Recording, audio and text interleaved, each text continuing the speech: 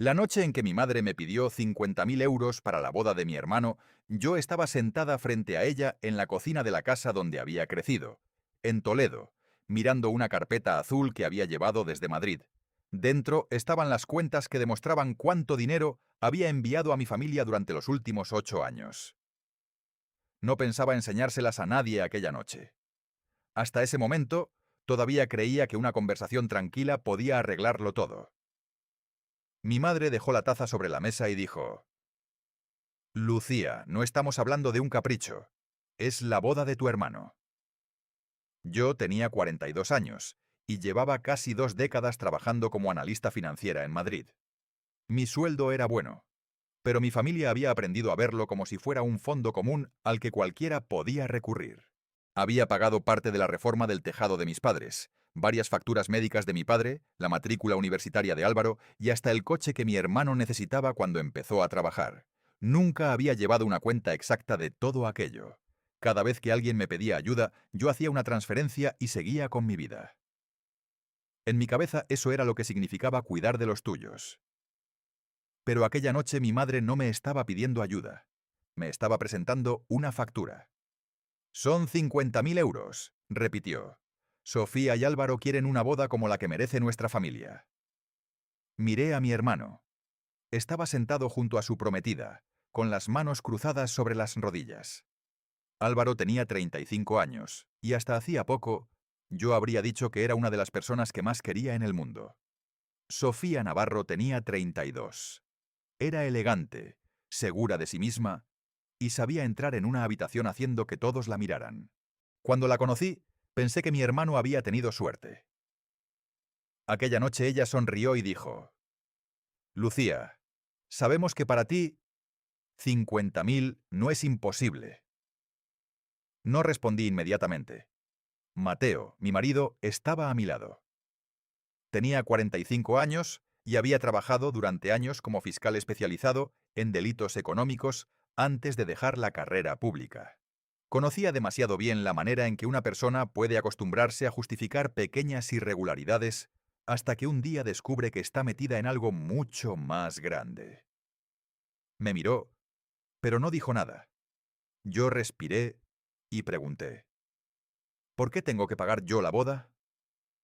Mi madre frunció el ceño como si hubiera hecho una pregunta ofensiva. Porque puedes hacerlo. Aquellas 4 palabras cambiaron algo dentro de mí. No fue una gran revelación. Fue algo mucho más sencillo. Por primera vez escuché en voz alta lo que mi familia llevaba años dando por supuesto. Si yo podía pagar, entonces debía pagar. No voy a hacerlo, dije. Álvaro levantó la cabeza. ¿Qué? No voy a pagar 50.000 euros por vuestra boda. Sofía dejó de sonreír. Mi padre, que había permanecido callado, miró hacia la ventana. Mi madre se puso de pie y comenzó a recoger las tazas con movimientos rápidos. Después de todo lo que hemos hecho por ti, dijo. La miré sin entender. ¿Lo que habéis hecho por mí? Ella se quedó inmóvil. Te dimos una familia. No dije nada. Yo había vivido en Madrid desde los 23 años, había pagado mi propio alquiler, mis estudios de posgrado y todas mis facturas. Aún así, no quise convertir aquella cena en una lista de reproches. Me limité a decir que podía contribuir con una cantidad razonable, pero que 50.000 euros estaban fuera de discusión. Álvaro se levantó tan rápido que la silla golpeó el suelo. Siempre has sido así, dijo. Cuando necesitamos algo, de repente tienes límites. Sofía tomó su bolso y dijo que no entendía cómo podía tratar así a mi propio hermano. Salí de la casa sin discutir. En el coche, Mateo esperó unos minutos antes de arrancar. ¿Te has dado cuenta de algo?, me preguntó. ¿De qué? Nadie ha hablado de cuánto cuesta realmente la boda. Solo han hablado de cuánto tienes tú. Aquella frase me acompañó durante todo el camino de regreso a Madrid. 2 días después, mi madre comenzó a enviarme mensajes. Primero fueron amables. Después llegaron las fotografías de los lugares donde querían celebrar la boda. Luego apareció una lista de gastos: hotel, Banquete, música, flores, fotógrafo, viaje de los invitados. Todo sumaba casi 50.000 euros. Al final de la lista, mi madre había escrito: «Sabemos que no quieres decepcionar a Álvaro». No respondí. Al día siguiente, Álvaro me llamó desde el trabajo. «Mamá dice que estás haciendo esto porque Mateo te ha llenado la cabeza de ideas». Le pregunté por qué pensaba eso. «Porque antes nunca eras tan fría». Colgué sin discutir. Esa misma semana descubrí algo que me hizo abrir de nuevo aquella carpeta azul. Revisé las transferencias antiguas. Encontré pagos que había olvidado. 13.000 euros para una reforma. 8.000 para los estudios de Álvaro. 4.500 para su coche. Varias cantidades menores que, sumadas, superaban los 30.000 euros. Pero había una transferencia de 20.000 euros que no recordaba haber autorizado. La fecha correspondía a 6 meses antes. El concepto decía préstamo familiar. Busqué el movimiento en mi correo y no encontré nada. Entonces abrí la aplicación bancaria y descargué el comprobante completo. Mi firma electrónica aparecía asociada a una solicitud de crédito que yo nunca había visto. En ese momento Mateo entró en el salón y me encontró mirando la pantalla. No tuve que explicarle demasiado. Se sentó frente a mí y leyó el documento. Después volvió a leerlo. «Lucía», dijo despacio, «esto no es una transferencia que tú hayas hecho». «¿Entonces qué es?». Mateo señaló una dirección de correo que figuraba en la solicitud. Era una dirección antigua de mi hermano, una que Álvaro había utilizado durante años y que yo todavía tenía guardada en mis contactos. Sentí que el ruido de la ciudad desaparecía detrás de la ventana. Hasta aquella noche yo había pensado que mi familia solo se había acostumbrado a pedirme dinero. De pronto, tuve que considerar una posibilidad mucho peor. Quizá alguien llevaba tiempo usando mi nombre sin que yo lo supiera. Y si aquello estaba relacionado con la boda, entonces los 50.000 euros no eran el principio de la historia. Eran solamente la cantidad que querían que yo pagara para que dejara de hacer preguntas. No dormí aquella noche. Mateo tampoco. Extendimos sobre la mesa del comedor los documentos que yo había descargado del banco y los revisamos uno por uno. No queríamos sacar conclusiones antes de tiempo. Una firma electrónica podía tener una explicación. Una dirección de correo podía haber sido utilizada con mi permiso. Incluso aquella solicitud de crédito podía ser un error administrativo. Pero había algo que no encajaba. Yo nunca había pedido 20.000 euros. Nunca había firmado un préstamo familiar y, sobre todo, nunca había recibido ese dinero en mi cuenta. Mateo me pidió que no llamara todavía a Álvaro. Si alguien está usando tus datos, lo último que necesitamos es avisarle de que lo has descubierto, dijo.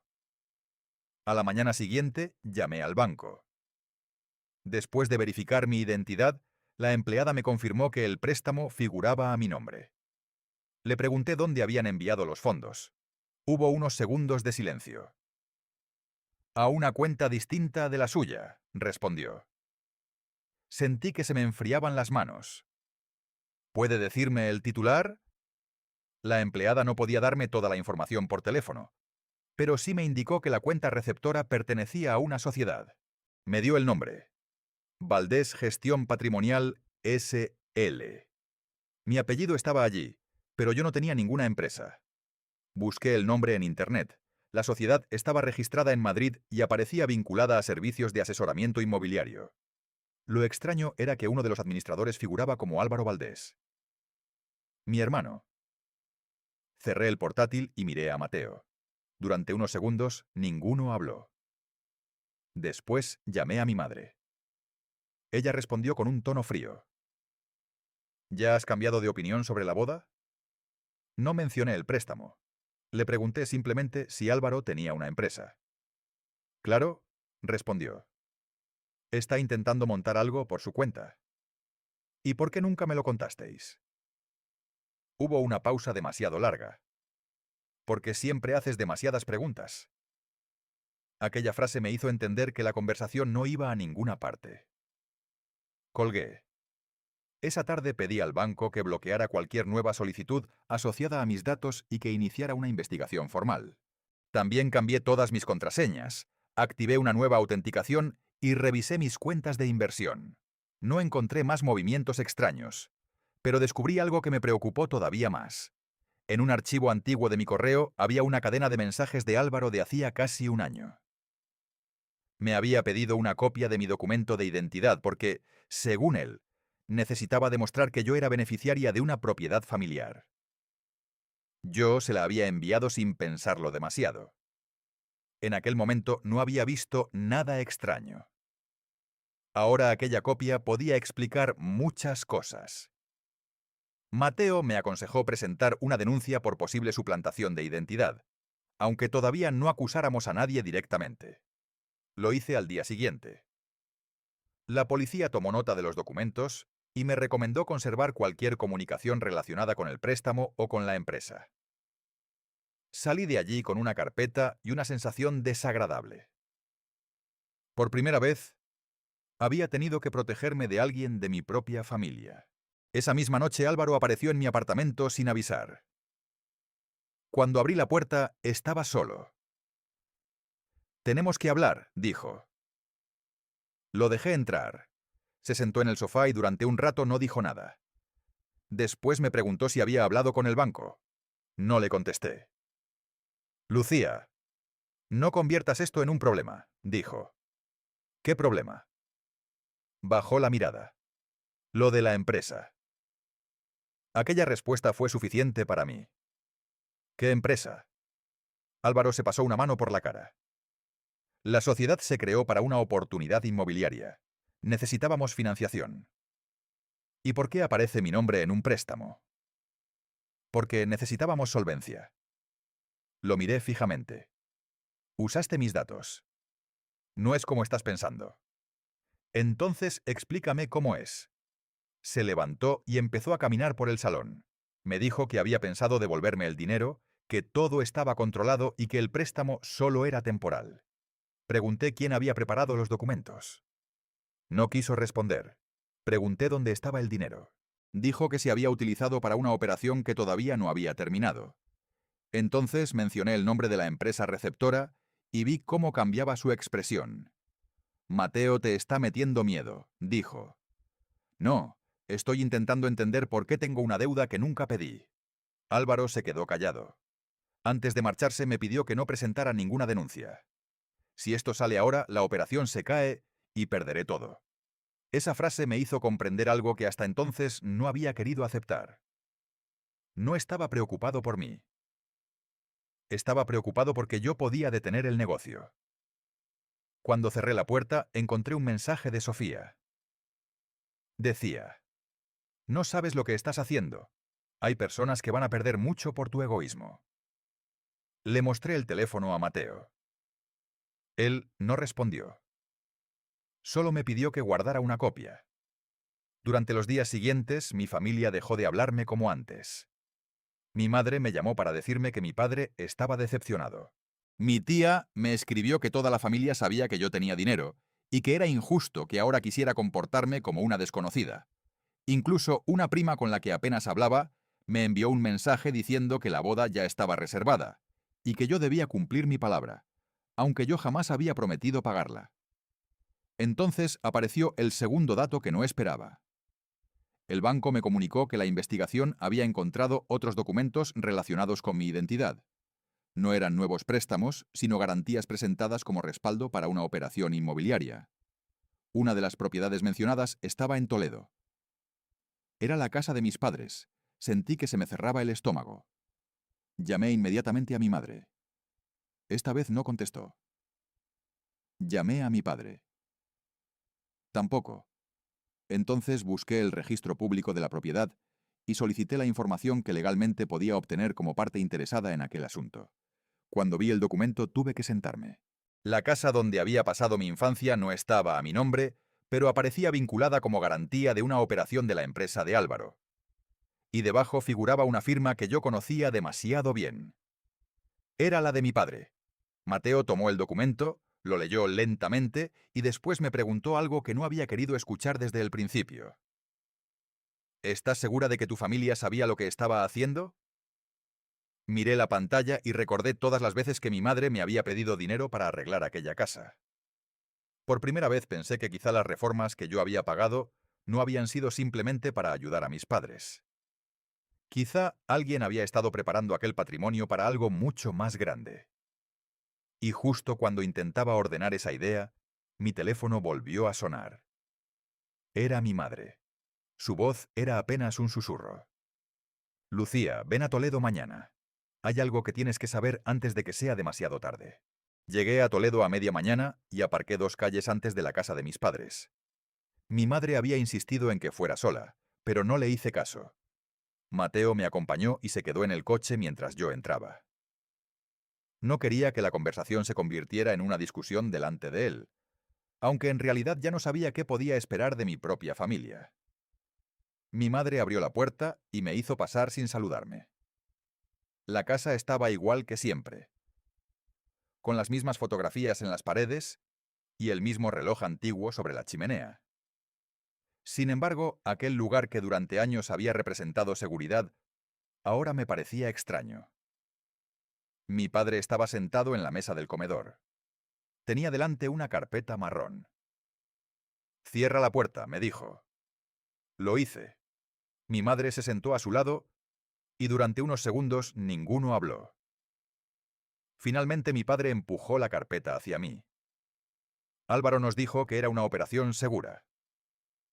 Abrí la carpeta. Había documentos de la empresa, contratos y varias páginas relacionadas con la vivienda. ¿Cuándo os dijo esto? Mi padre respiró profundamente. Hace más de un año. Sentí que algo encajaba. ¿Y por qué nunca me lo contasteis? Mi madre respondió antes que él. Porque sabíamos que intentarías detenerlo. Miré a los dos. No podía creer que acabara de escucharlo de su propia boca. ¿Detener qué? Mi padre explicó que Álvaro había encontrado una oportunidad para comprar varios apartamentos antiguos, reformarlos y venderlos. Según él, necesitaba utilizar la casa familiar como garantía temporal. Había asegurado que no había riesgo, porque las propiedades se venderían rápidamente. Yo pregunté por qué había documentos con mi nombre. Mi madre bajó la mirada. Álvaro dijo que necesitaba demostrar que tenía apoyo financiero de la familia. ¿Y eso justificaba usar mis datos? No sabíamos exactamente qué había firmado, respondió. Me quedé de pie. Pero sabíais que estaba usando mi nombre. Mi padre no contestó. Esa ausencia de respuesta fue más clara que cualquier explicación. Entonces pregunté por Sofía.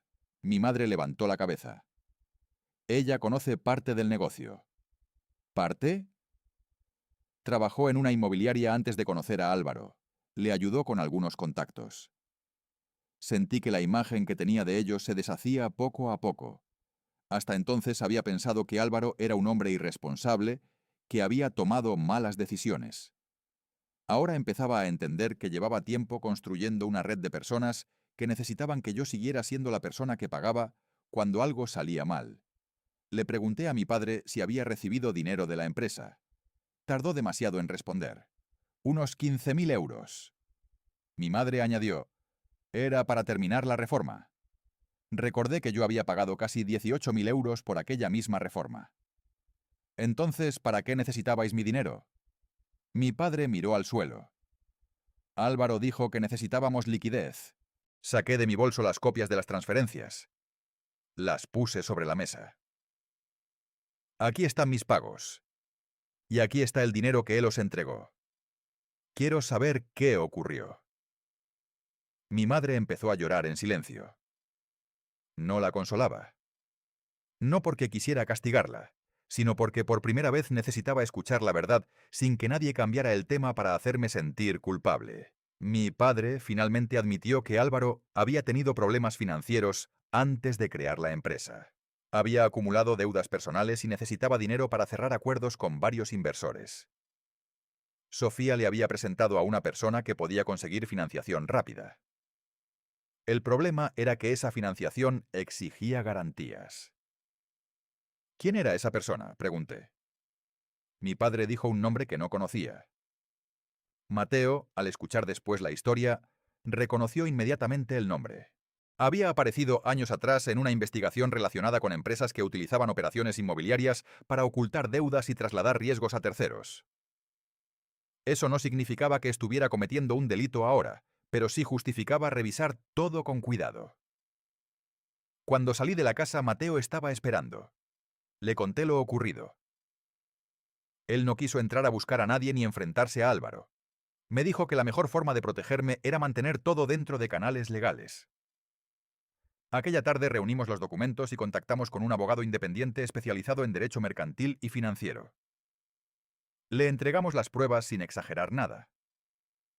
El abogado revisó los papeles durante más de una hora y luego nos dijo que había un problema importante. La garantía sobre la vivienda puede ser válida si vuestro padre la firmó con conocimiento y capacidad, explicó. Pero eso no significa que puedan utilizar tus datos para otras obligaciones. Le pregunté qué debía hacer. No firmes absolutamente nada. No reconozcas ninguna deuda. No transfieras dinero. Y no discutas con ellos sobre lo que sabes. Déjales hablar. Aquella última frase me costó. Durante años había solucionado los problemas de mi familia precisamente hablando, pagando y evitando conflictos. Ahora tenía que hacer lo contrario. 2 días después, Álvaro me envió un correo con un documento adjunto. Era un supuesto acuerdo de apoyo familiar. Decía que yo aportaría 50.000 euros a cambio de una participación futura en una propiedad que todavía no existía legalmente. En el documento aparecía mi nombre, mi dirección y una firma digital que se parecía a la mía. Sentí un escalofrío. Llamé al abogado y le envié el archivo. Su respuesta fue inmediata. No lo firmes. Esto es precisamente lo que no queremos que hagas. Más tarde esa misma noche, Sofía me llamó. Su tono era completamente distinto al de los mensajes anteriores. Ya no sonaba desafiante. Sonaba nerviosa. «Lucía, necesito hablar contigo sin que Álvaro lo sepa». Le pregunté por qué. «Porque creo que él tampoco te ha contado toda la verdad». No dije nada. Sofía continuó. «La empresa no solo tiene deudas. Hay otra sociedad detrás, y algunos documentos fueron preparados antes de que tú supieras siquiera que existían». «¿Qué documentos?». Se quedó callada unos segundos. «Los que intentaron que firmaras». Entonces me dio una dirección de correo y una hora para encontrarnos. Antes de colgar, añadió algo que me hizo cambiar de planes. «Y Lucía, no vengas sola. Hay algo que puede demostrar quién empezó todo esto». A la mañana siguiente, mientras me preparaba para reunirme con ella, recibí un mensaje de mi madre. Solo decía: «No confíes en Sofía». Y por primera vez tuve que preguntarme si mi madre estaba intentando protegerme o proteger a alguien más. Fui a la reunión con Sofía acompañada por Mateo, aunque nos sentamos en mesas distintas dentro de una cafetería tranquila de Madrid. No quería que ella sintiera que estábamos allí para interrogarla. Sofía llegó 10 minutos tarde. Llevaba unas gafas oscuras y una carpeta negra que mantuvo pegada al cuerpo hasta sentarse frente a mí. Miró a Mateo y preguntó: «¿Él sabe todo?». «Sabe lo suficiente», respondí. Sofía respiró hondo y dejó la carpeta sobre la mesa. «No sé si esto va a salvarte o a destruir lo que queda de mi relación con Álvaro. Eso depende de lo que haya dentro». Abrió la carpeta y sacó varias copias de correos electrónicos. Algunos habían sido enviados entre Álvaro y un hombre llamado Ricardo Mena, el mismo nombre que mi padre había mencionado como persona vinculada a la financiación. En uno de los mensajes, Álvaro hablaba de una aportación familiar de 50.000 euros. En otro decía que si yo se negaba, habría que utilizar la garantía alternativa. Miré a Mateo. Él permaneció en silencio. Sofía me explicó que había conocido a Ricardo años atrás, cuando trabajaba en una inmobiliaria. No sabía todos los detalles de sus negocios, pero sabía que había participado en varias operaciones que habían terminado con inversores reclamando dinero. Cuando empezó a salir con Álvaro, él le contó que tenía una oportunidad para comprar unos inmuebles a buen precio. Sofía le ayudó a conseguir contactos. Después descubrió que las deudas de Álvaro eran mucho mayores de lo que él había admitido. ¿Por qué no me lo dijiste antes?, pregunté. Porque al principio pensé que podía arreglarlo. Después tuve miedo. Me enseñó otro correo. Era de Álvaro para Ricardo. Decía que sus padres estaban dispuestos a poner la casa como garantía y que yo podía aportar liquidez si se presentaba la boda como una inversión familiar. Aquello explicaba por qué mi madre había insistido tanto en los 50.000 euros. No se trataba solamente de una boda. Necesitaban mi dinero para cubrir una parte del agujero financiero. Pero todavía faltaba algo. Pregunté por los documentos con mi firma. 2. Sofía sacó una memoria USB de su bolso. Esto es lo que encontré en el ordenador de la oficina. No quería que la conectáramos allí, así que se la entregamos al abogado esa misma tarde. Él la revisó delante de nosotros. Había versiones anteriores de contratos, correos y archivos de una gestoría. Uno de los documentos contenía mis datos personales y una firma digitalizada. La fecha era anterior a la primera conversación sobre la boda. Eso significaba que la idea de utilizar mi nombre no había aparecido después de que yo me negara a pagar. Había sido planeada mucho antes. El abogado nos recomendó no contactar directamente con Álvaro ni con Ricardo. También nos explicó que Sofía podía convertirse en una testigo importante si podía demostrar cómo había obtenido los documentos, pero que cualquier acusación debía basarse en pruebas verificables. Yo asentí, no quería venganza. Quería recuperar el control sobre mi vida y evitar que alguien siguiera utilizando mi nombre. 2 días después, el banco confirmó por escrito que el préstamo de 20.000 euros no había sido solicitado desde mis dispositivos habituales. También detectaron que la dirección AIP utilizada para completar parte del proceso estaba relacionada con una conexión de Toledo. No era una prueba definitiva de quién había hecho la solicitud, pero era suficiente para ampliar la investigación. Entonces ocurrió algo inesperado. Mi madre volvió a llamarme. Esta vez no me habló de la boda. Tu padre quiere vender la casa, dijo. ¿Por qué? Porque la garantía está a punto de ejecutarse si no se paga una cuota. Cerré los ojos. ¿Cuánto falta? Me dio una cantidad que no podía cubrir una familia que llevaba años dependiendo de mis transferencias. Pregunté por Álvaro. Dice que tiene una solución. ¿Cuál? Mi madre empezó a llorar. Dice que tú puedes pedir un préstamo y cubrirlo. Me quedé callada. Aquello era exactamente lo que habían intentado hacer desde el principio. Convertirme en la salida de emergencia de un problema que yo no había creado. Le dije a mi madre que no iba a pedir ningún préstamo y que no iba a entregar dinero. Ella respondió, «Entonces perderemos la casa». Sentí el peso de aquella frase. Pero esta vez no hice ninguna transferencia. Le expliqué que si la vivienda estaba en riesgo, debían buscar asesoramiento jurídico independiente y negociar con el banco. «No puedo salvaros otra vez», dije. Mi madre contestó algo que todavía recuerdo. «No eres la hija que creíamos».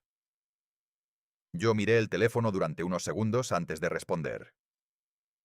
«Quizás soy la hija que nunca os atrevisteis a conocer». Colgué. Esa noche Mateo y yo cenamos en silencio. No porque no tuviéramos nada que decir, sino porque ambos sabíamos que aquello iba a cambiar nuestra relación con mi familia para siempre. Al día siguiente recibimos una llamada del abogado. Había encontrado una contradicción importante en los documentos. La empresa de Álvaro figuraba como responsable de ciertas obligaciones, pero algunas facturas estaban emitidas a nombre de otra sociedad. Esa segunda sociedad tenía como administradora a una mujer que no conocíamos. Investigamos el nombre y descubrimos que era una antigua compañera de Sofía. Cuando se lo preguntamos, ella palideció. «Yo no sabía que estaba involucrada», dijo. «Álvaro me dijo que era una empresa de un inversor». Entonces entendimos que la red era más amplia de lo que habíamos pensado. Pero todavía no sabíamos quién había diseñado realmente el plan. El abogado nos pidió que no adelantáramos conclusiones. Mientras tanto, Álvaro empezó a llamarme todos los días. Primero intentó convencerme. Después se enfadó. Finalmente me dijo, «Si haces esto público, nuestra familia se romperá».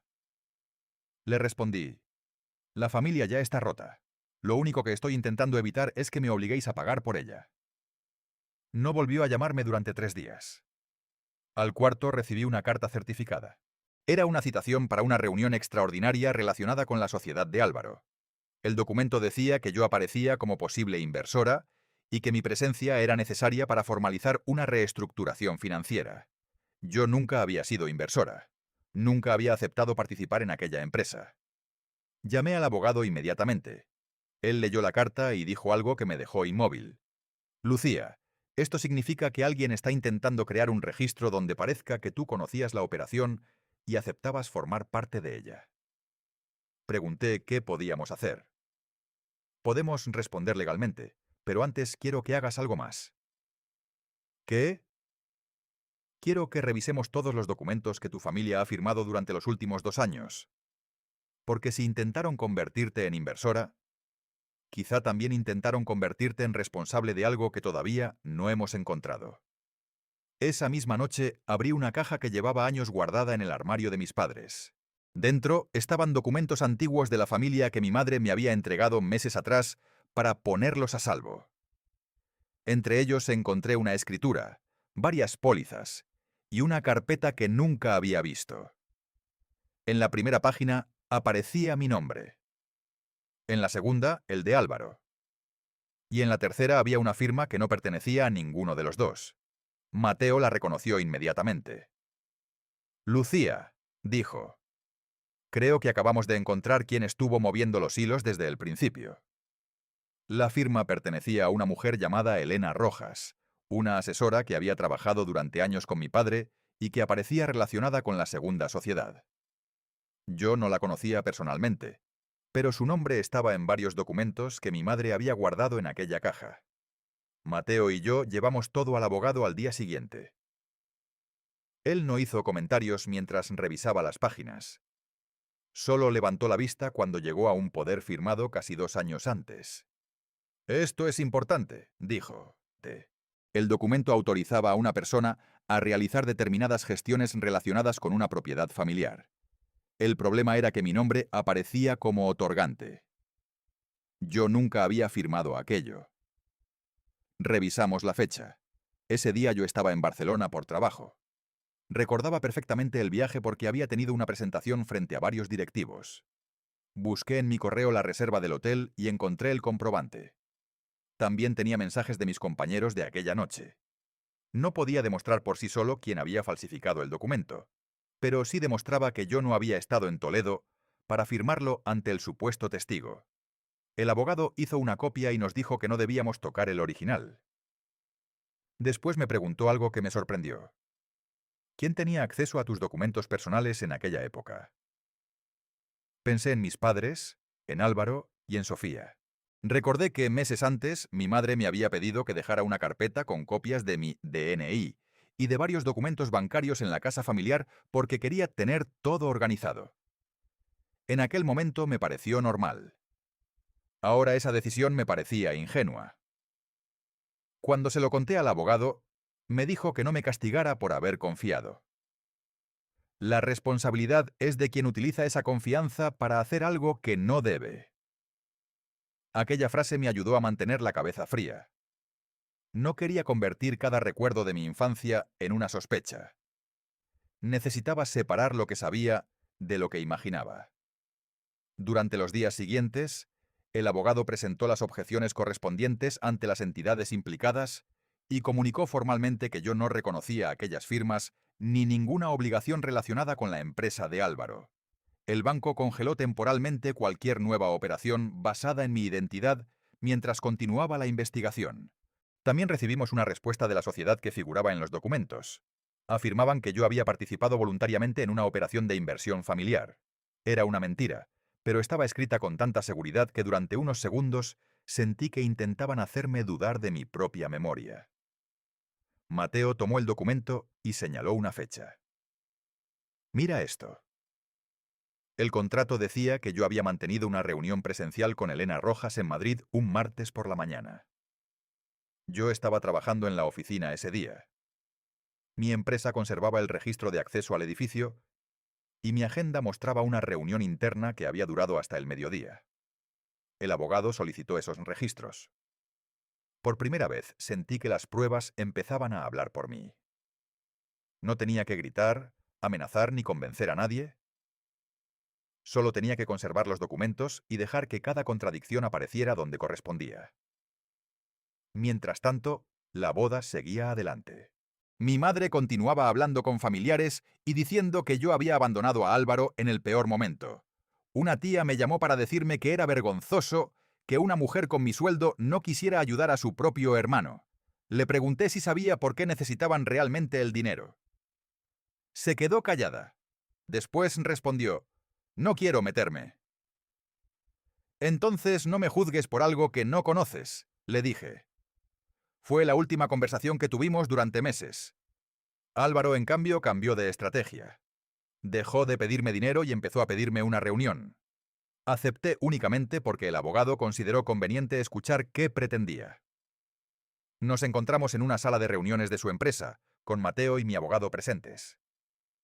Álvaro parecía agotado. «Quiero arreglarlo», dijo. «¿Qué significa arreglarlo?» Sacó una carpeta. «Te devolveré los 20.000 euros». Lo miré. «Yo nunca te presté 20.000 euros». «Sé que no», respondió. «Pero podemos hacer como si hubiera sido un préstamo familiar y te lo devuelvo». Mi abogado intervino inmediatamente. «No vamos a crear una versión falsa de los hechos». Álvaro bajó la mirada. Después dijo algo que no esperaba. «Si no firmamos un acuerdo, Ricardo va a reclamar la garantía de la casa». Pregunté qué tenía que ver Ricardo con él. «Es quien financió parte de la operación». «¿Y qué quieres que haga yo?» «Que aparezcas como inversora y aportes los 50.000 euros. Después venderemos los apartamentos y recuperarás tu dinero». Mateo se inclinó hacia adelante. «¿Y qué ocurre si los apartamentos no se venden?» Álvaro no respondió. La reunión terminó pocos minutos después. Al salir, mi abogado me dijo que aquello confirmaba algo esencial. Todavía necesitaban que yo apareciera voluntariamente dentro de la operación. No querían solo mi dinero. Querían mi nombre. Esa noche revisé los movimientos de la cuenta familiar y encontré algo que me dolió más que cualquier mensaje de mi hermano. Durante meses, mi madre había recibido pequeños pagos de una de las sociedades relacionadas con la operación. 500 euros, 1.000, 1.500. El concepto decía siempre gastos familiares. La llamé. Primero negó saber de qué hablaba. Después le envié una copia. Tardó casi un minuto en contestar. «Álvaro dijo que era dinero para mantener la casa», explicó. «¿Y sabías que venía de su empresa?» «Sí». «¿Por qué nunca me lo dijiste?» Mi madre empezó a llorar. «Porque tenía miedo de perder la casa». Colgué sin discutir. Ya no podía seguir confundiendo el miedo de los demás con una obligación mía. Al día siguiente, Sofía me escribió otra vez. «Tengo el documento que demuestra que Álvaro sabía que la boda era una excusa. Necesito enseñártelo antes de que él descubra que lo tengo». Quedé con ella para la tarde siguiente. Esta vez no sabía si iba a encontrar la última pieza del rompecabezas o una nueva razón para desconfiar de todos. Sofía llegó a la cafetería con una carpeta blanca y un teléfono que dejó boca abajo sobre la mesa. Esta vez no llevaba maquillaje llamativo ni la seguridad con la que había entrado en mi vida meses atrás. Parecía una mujer que había pasado varias noches sin dormir. Se sentó frente a mí y dijo: «Antes de enseñarte esto, necesito que entiendas una cosa. Yo también cometí errores». No la interrumpí.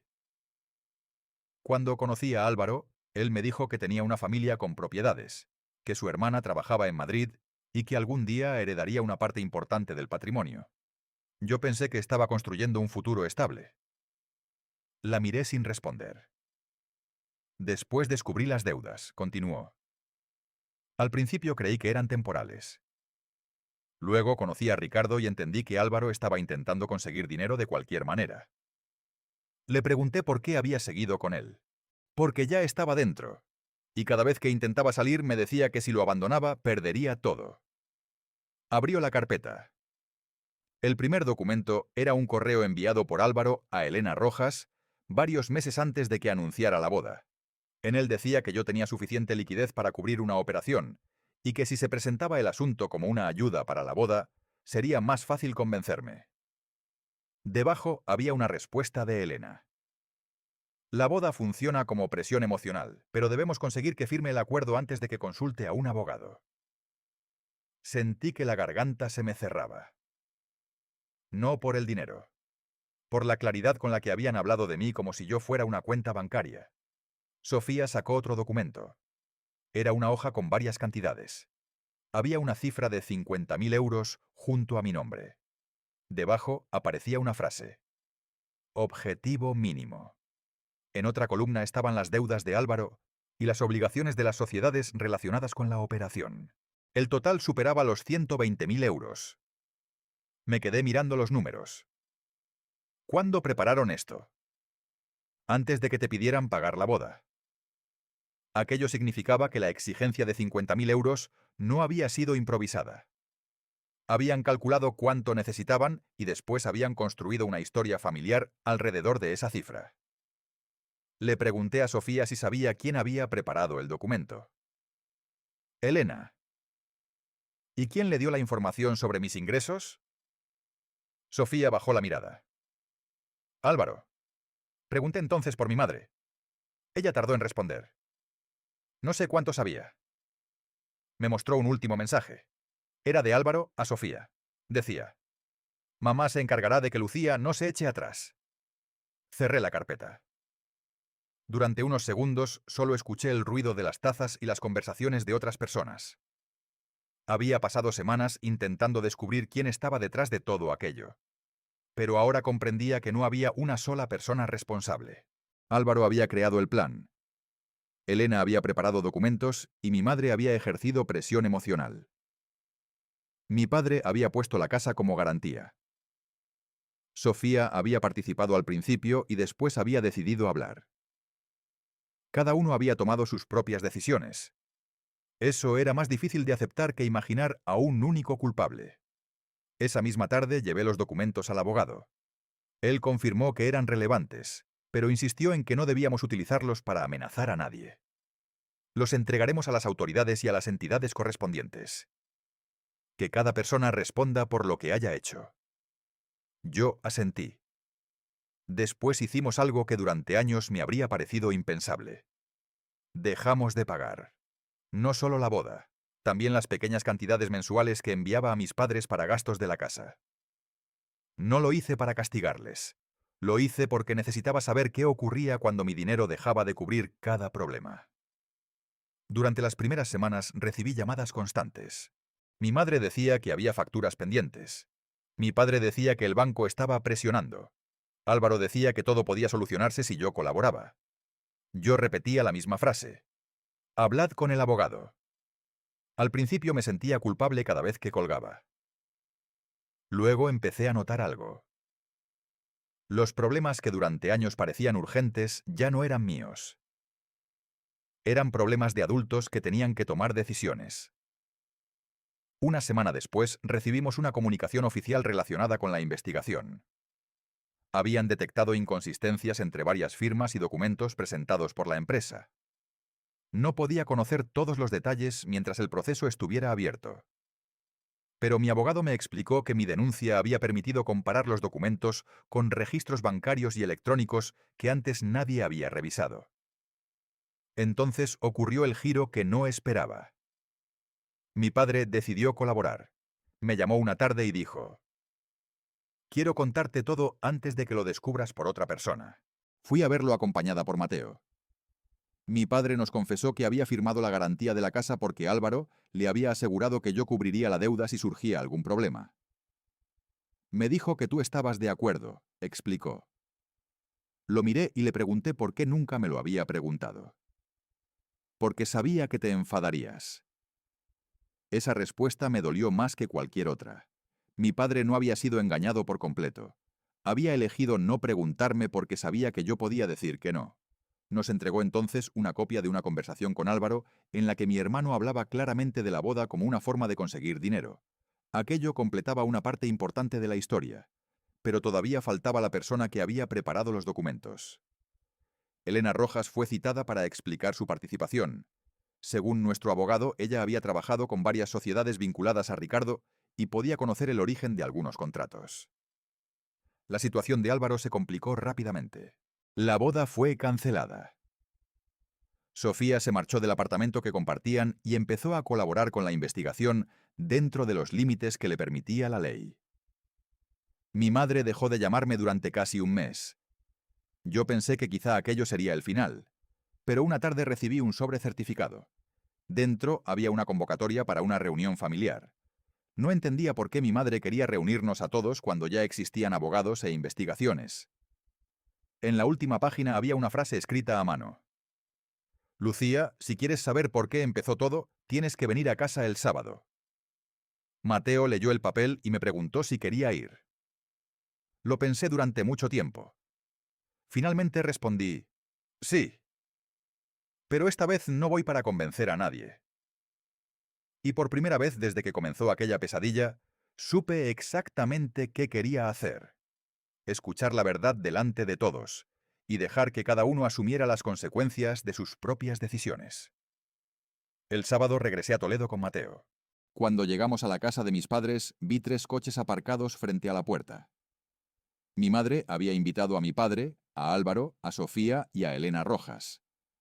También estaba mi abogado, porque yo había dejado claro que no entraría en ninguna conversación relacionada con documentos sin asesoramiento legal. Entré en el comedor y nadie habló durante unos segundos. Sobre la mesa había varias carpetas. Mi madre parecía mucho más pequeña que la última vez que la había visto. Álvaro estaba sentado con los brazos cruzados. Sofía se mantenía apartada de él. Elena tenía delante una botella de agua y no levantaba los ojos. Mi padre fue el primero en hablar. Tu madre quería que estuvieras aquí porque hay algo que debemos decirte todos. Me senté. Mateo permaneció a mi lado. Antes de empezar, dije, quiero dejar claro que no he venido a discutir sobre los 50.000 euros. No voy a pagar esa cantidad y no voy a firmar ningún documento. Nadie respondió. Entonces mi madre abrió una carpeta. La boda nunca fue el verdadero problema, dijo. Lo sé, contesté. Ella tragó saliva. Álvaro necesitaba dinero para cubrir las deudas de la empresa.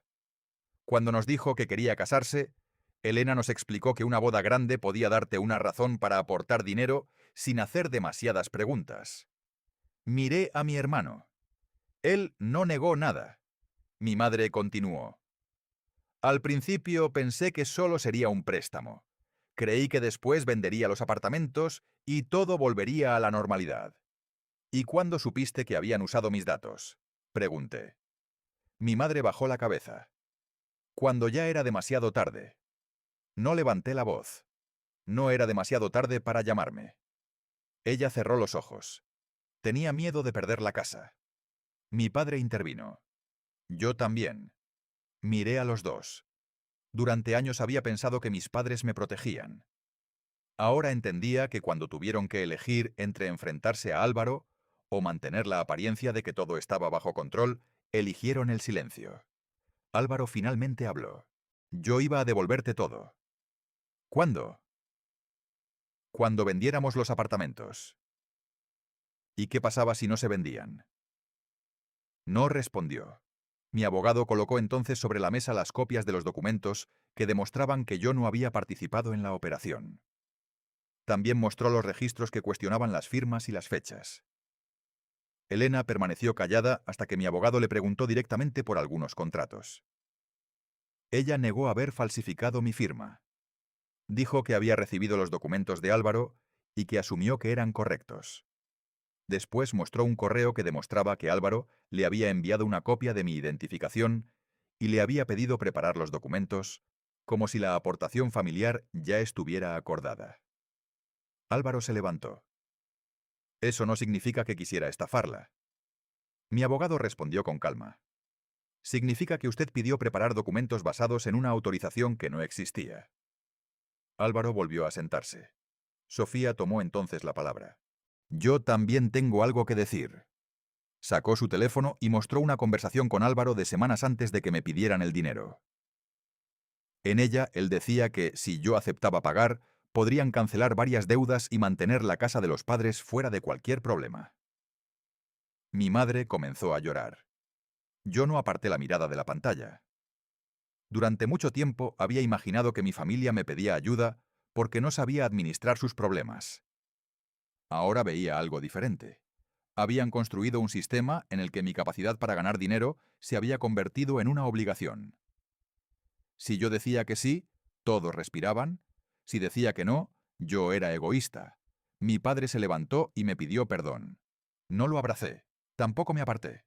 Simplemente le dije, te perdono, pero eso no significa que vuelva a hacerme responsable de tus decisiones. Él asintió. Álvaro me miró durante varios segundos. ¿Entonces vas a seguir adelante con la denuncia? Sí. Soy tu hermano. Precisamente por eso me ha costado tanto hacerlo. No había satisfacción en decirlo, solo cansancio. Las consecuencias llegaron durante los meses siguientes. La investigación determinó que varios documentos presentados en nombre de distintas personas contenían irregularidades. Mi participación quedó descartada porque pude demostrar que nunca había autorizado las operaciones. El banco retiró la deuda que había aparecido a mi nombre después de comprobar el origen fraudulento de la solicitud. Mi abogado consiguió que se bloquearan nuevas operaciones relacionadas con mi identidad y que se corrigieran los registros correspondientes. Álvaro tuvo que afrontar las deudas de sus empresas y negociar con sus acreedores. La venta de los apartamentos no produjo el resultado que esperaba y algunas propiedades tuvieron que venderse para cubrir obligaciones. No terminó en prisión ni hubo una escena dramática. Simplemente tuvo que hacerse responsable de las decisiones que había tomado durante años. Elena perdió varios contratos profesionales y quedó sometida a las consecuencias legales que correspondieran a su participación. Sofía se marchó de aquella relación. Tiempo después me llamó para decirme que había comenzado de nuevo en otra ciudad y que estaba colaborando con los abogados para aclarar lo que sabía. Mi madre y mi padre conservaron la casa, pero tuvieron que renegociar la deuda y reducir sus gastos.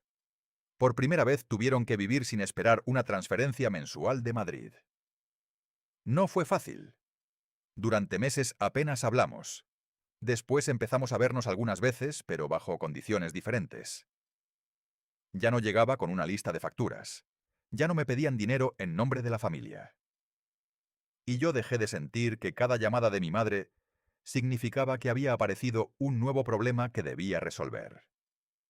Álvaro y yo tardamos mucho más en recuperar cualquier tipo de relación. No volví a confiar en él como antes. Tal vez nunca lo haga. Pero un año después de aquella cena, recibí un mensaje suyo.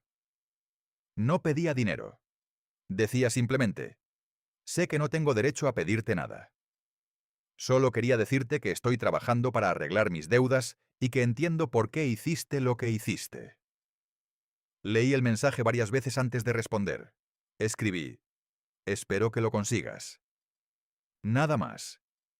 Mi vida también cambió. Dejé de justificar mi salario ante nadie. Abrí una cuenta separada para mis propios proyectos y empecé a reservar dinero para cosas que antes siempre posponía. Volví a viajar con Mateo. Renovamos nuestro pequeño apartamento y compramos una mesa nueva para el comedor. Parece una cosa insignificante, pero durante años cada euro que podía ahorrar terminaba destinado a algún problema familiar. La primera noche que cenamos en aquella mesa, Mateo me preguntó si echaba de menos la vida anterior. Miré alrededor. Por primera vez no tenía que calcular cuánto podía enviar a Toledo al mes. No, le dije. Echo de menos pensar que todo era más sencillo, pero no echo de menos ser la solución para todos. Durante mucho tiempo había creído que decir que no significaba abandonar a mi familia. Ahora entendía que también podía significar poner una frontera antes de que alguien cruzara otra vez una línea que yo ni siquiera sabía que existía. No recuperé los años perdidos ni el dinero que había entregado voluntariamente. Tampoco pude borrar lo que mi familia había hecho. Lo que sí recuperé fue algo que había dejado en segundo plano durante demasiado tiempo. La capacidad de decidir qué hacer con mi propia vida. Y cuando mi madre me llamó meses después para preguntarme si podía ayudarla con una factura, guardé silencio unos segundos. Después le dije que podía acompañarla a hablar con el banco, pero que no iba a pagarla. Ella respiró profundamente y respondió, Está bien. Esa palabra sencilla fue quizá la prueba más clara de que algo había cambiado. Ya no necesitaba que todos estuvieran de acuerdo conmigo. Solo necesitaba que mi decisión fuera respetada. La familia siguió siendo familia, pero dejó de ser una cuenta abierta a mi nombre. Y por primera vez en muchos años, cuando miré mi saldo bancario, no pensé en quién podría necesitar mi dinero. Pensé en lo que yo quería hacer con mi propia vida.